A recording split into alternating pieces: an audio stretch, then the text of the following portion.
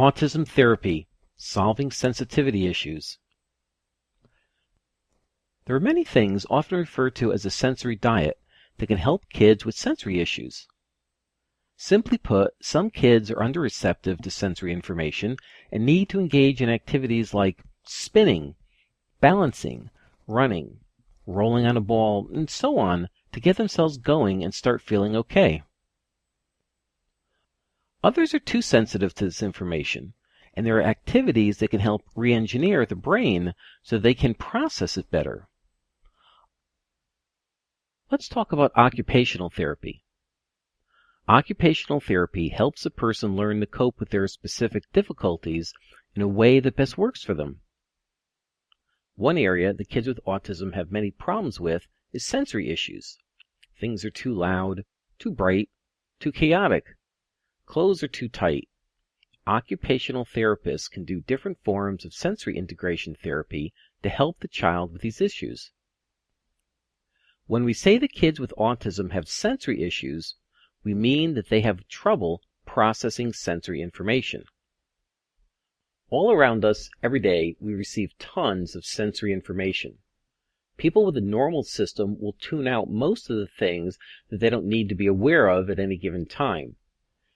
People with sensory issues, though, cannot process or filter out anything.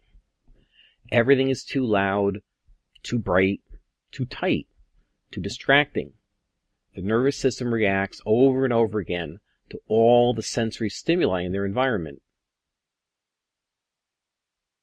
If your loved one has a lot of problems wearing certain clothes, here are some suggestions.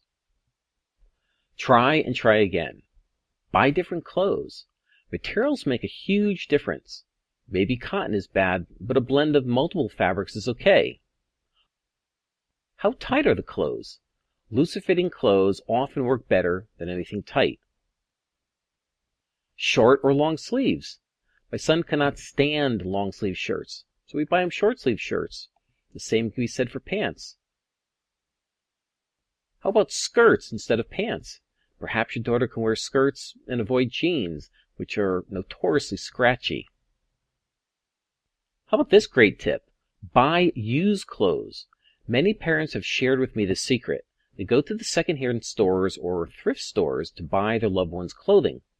By the time the clothes are well worn, many have been washed so many times that they're much, much softer. Wash, wash, wash. If you buy new clothes, you may have to wash them many times before they become soft enough to wear. Socks can be a real problem. Socks clinging to ankles can be very distracting. But then again, there are white sport socks that are very short. They're barely visible above the shoes. They may not be very appropriate with dress shoes, but they work great with sports shoes. Above all, use creativity. If one set of clothing does not work, try something else. This is just one successful strategy to help you and your loved one thrive with autism. For additional successful strategies to help you and your loved one live a fuller, happier life, see my latest book, New Hope for Autism, 15 Successful Strategies Moms Don't Know. Immediately go to www.autismparenthood.com/New Hope.